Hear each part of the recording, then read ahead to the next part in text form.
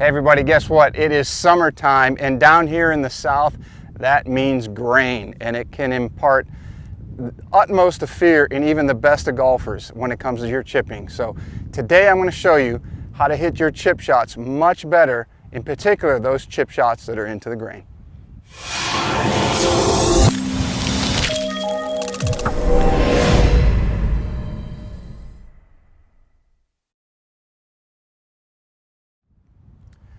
So for those of you who are having trouble with your chipping and really struggling with into the grain shots, that's what I'm really going to focus on in this episode in today's video. And what grain is, for some of you who might be new to the game and you're just learning, that is when the grass is growing in the opposite direction that your club is moving. So the grass is laying down this way as your club is moving this way. And let me show you, if you can bring the camera in just a little bit more.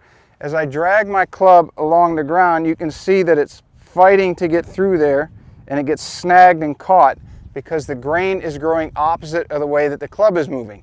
And what happens to a lot of you as you come out to the schools or we play with you in pro-ams is when you go to hit your chip shots, it's easy for that to happen. You stub it, okay?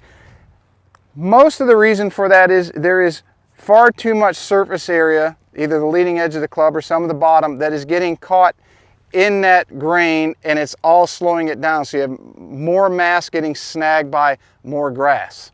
Okay, so what I want you to do is, and if I can get the camera person to come back behind me, I want to show you all something.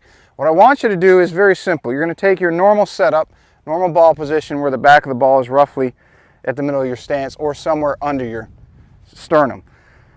In order to get less mass of that club onto the ground, I'm going to want you to lift the handle so that it's resting more on the toe or the quarter of the toe side of the club than on the heel.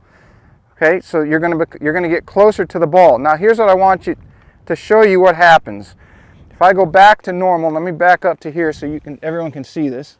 Okay, if that's my normal setup, I want the camera to get that really good, that arrow is pointed straight down that yellow target line. Okay, when I lift the handle up to where it's almost out towards the quarter of the club, or the quarter of the toe of the club, that arrow is obviously pointed much further to the right. So you have to offset that when you set up to hit your ball. So what you're going to do is you're going to close the club face until that arrow is pointed straight down your target line again. All right, so you would do that. You'd set up to your ball as normal.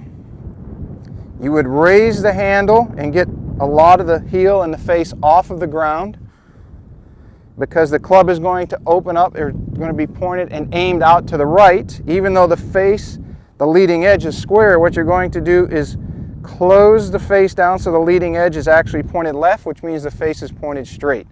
And from there, you're just going to go ahead and make your normal chipping motion.